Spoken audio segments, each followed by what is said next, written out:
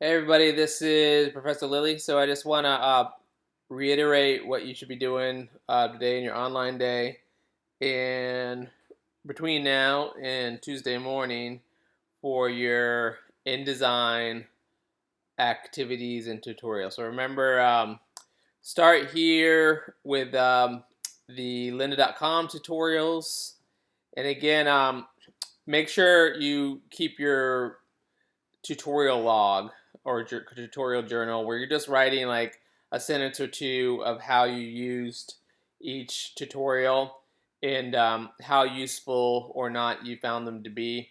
Remember that with this one from lynda.com, you can, I recommend that you follow along in Illustrator and either use the files that they give you and kind of do exactly what they're doing, or else just have an Illustrator open like I do here. You could even have a go up and create a new file and just play around so you have a basic knowledge of the different tools and the different file menus.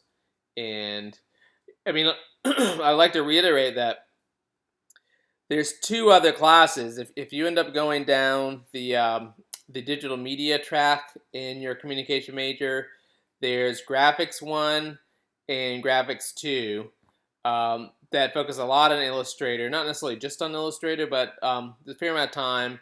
Um, and so you can go in way, way, way, way more depth. So we're really trying to get you to do here is to understand the basics of what Illustrator is for, and how to make a simple graphic in it. And so that when you take another class where you're required to use it, then you're not going to have to take time to relearn or to learn these basics. Excuse me. Second, go into this Adobe tutorial that shows you how to make a simple icon. And what I recommend is, as you're doing that, then start your work on your small icons or logos. I mean, either one, either word could be used at the same time. And that tutorial is mostly teaching you how to make or how to use the shape tool in Illustrator and lines and fill shapes with color, um, things like that. And for in terms of size, remember we talked about the difference between a favicon and a basic icon. Obviously, one of the reasons why you would use Illustrator to create a logo for a company or your personal brand is because you can resize it to whatever print use or online use you have for it. So anything from like we talked about before, creating a huge poster or billboard and put it on it, or making it much smaller and putting it on a website or a a postcard, or even scaling it down to the size of a favicon. So I would say when you're creating your logos, I would go with a template that's like maybe 400 by 400 pixels or 500 by 500 pixels, about there. At this point, there's no size constraint. one thing, one question that did come up is, okay, well, what format um, should, and because it doesn't say it here. Oh yeah, it doesn't say. Okay, so and I said to go ahead and to save all of these files in a GIF format. And one of the things you should know at this point is why a GIF.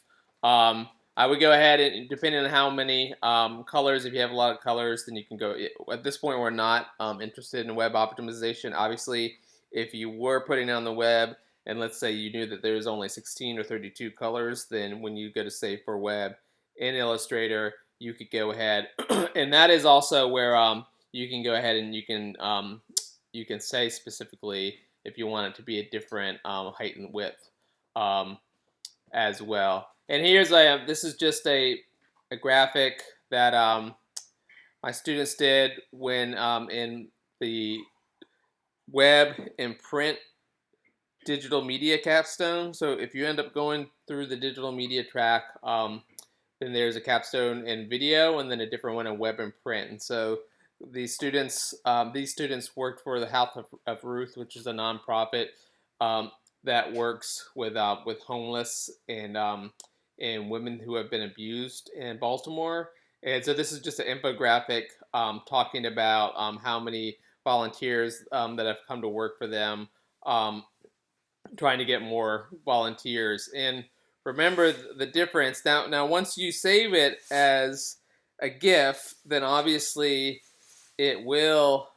Here's the GIF version. Like if I went to save for web and save it as a GIF, depending on the resolution, I mean, or no matter what, it's going to be pixelated, right? So if I come in here, um, and obviously, if you say it with a higher resolution for print, then it won't be too pixelated. But if I zoom in, we can see the bottom of this graphic. Obviously, it's pixelated here. So if you wanted to put it on a poster, for example, then you're gonna need to make sure that the resolution is closer to 300.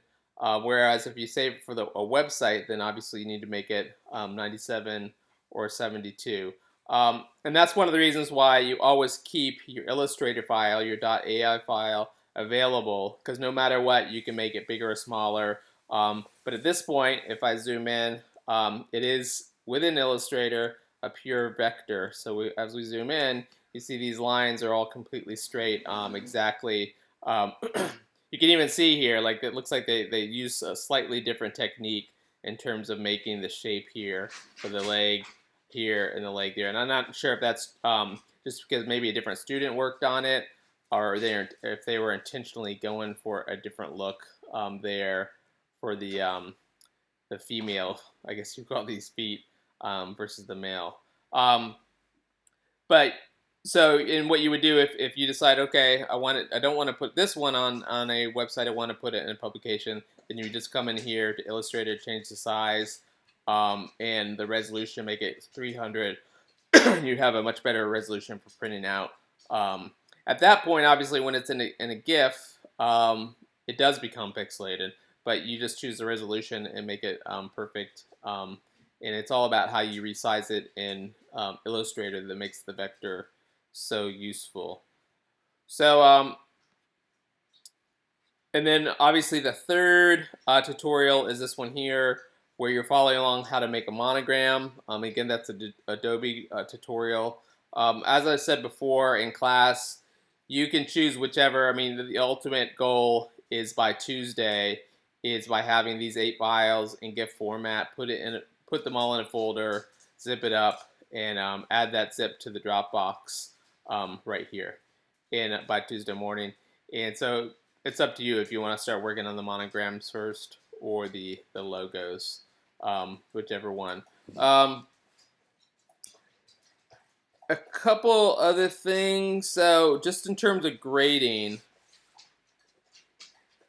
this is the module I'm using, or this tool here I'm using just for grading, and nothing is needed to be submitted here. And so what I'm doing, and this is for the whole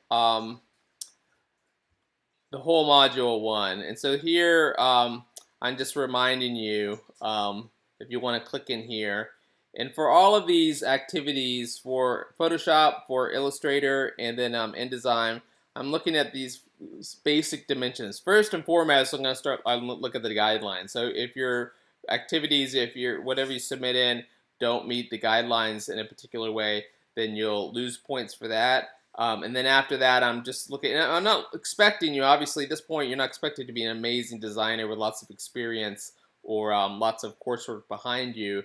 But I do want you to think about, if you notice that the placement of a particular monogram or font over a certain color just looks terrible, then that would be obviously an aesthetic consideration. This came up with the Photoshop activities. Some of the fonts that were chosen were pretty hard to read, right? Especially over certain backgrounds. So think about font color, how big the font is. And then also the use of color, like are the colors that you choose complementary or not. Hierarchy of information, that's just, for example, if the most important thing is your name, I'm getting back to the Photoshop graphic, and it's super teeny, then that was put low in the hierarchy of information, where obviously if it's the most important thing, it needs to be high, it needs to be the most um, clear visual aspect. And so then if you scroll down, so for these, I've already gone through and said what your scores were for the web banners. At the very end, I'll look at your journals to decide out and just your overall knowledge to figure out if you did the reading and tutorials. And then next week I'll come through here, and I have logo, but I'm going to be considering all 8 when I look at this on Tuesday in class. And then lastly, the 1-page creative resume and InDesign. You get a certain number of points for that. And then this last one here is just because you will be asked to integrate either or some of the aspects from Photoshop and or Illustrator. So, for example, your monogram, one of your favorite monograms, might be a great inclusion, and you might do some revision of it to include it in the creative resume. Or maybe you take one of your web banners from the Photoshop activities, and you decide to edit it and work on it, and you put it as the header, the top of your creative resume. Then so this is kind of looking more at that integration of revising and all the elements here. Whereas for this one, I'm looking more specifically at how you're using InDesign, and if you're learning things like how to place graphics well and integrate graphics with text and margins and things like that. So this is more specifically with your control and ability to do what you want to do in InDesign. So as we go along each week, one or more of these will be graded in class, and sometimes, depending on how much time we have in class, after class.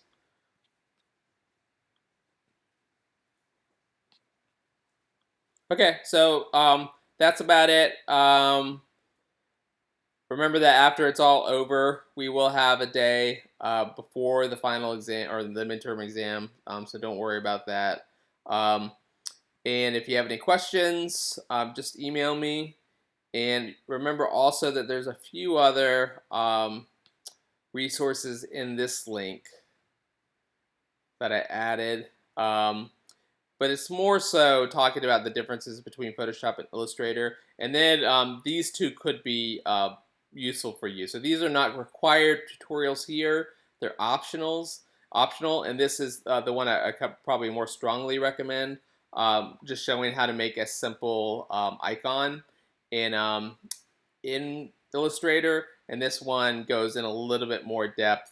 A very, very nice small icon here. And again, this one has, as I mentioned in class, has someone kind of taking you through step by step, and the author is talking at the same time while they're doing it in Illustrator. And this one is just a screen capture video of what it of an artist going through the process of making this graphic here. All right, well, have a great weekend. Again, if you have any questions, just email me. And good luck in your activities, and I will see you on Tuesday.